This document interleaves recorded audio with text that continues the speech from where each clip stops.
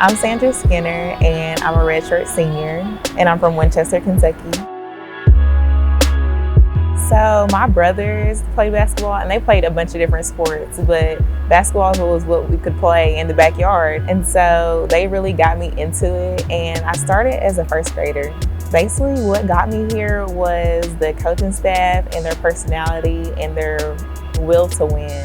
The Diddle crowd is amazing. They're full of energy, and it means a lot because the impact from the crowd actually really reflects some of the game. When the crowd gives energy, it kind of like boosts us up. So it really does make an impact.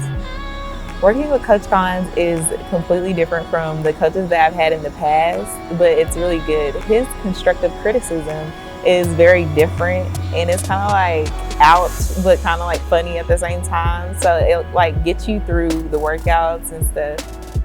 We recruited Sandra out of high school. Friends with her high school coach. She was a very gifted athlete in high school. Great rebounder, shot blocker, great defender, played hard, ran the floor well, but she decided to go to another school. And so when the first conversation I had with her was, I said, well, I'm glad to talk to you, glad you want to transfer, but you made a mistake. You should have come here 3 years ago. And we laughed about that. We talked for about 45 minutes to an hour, and then really just said, this is where you need to be. And she said she agreed, and it was done.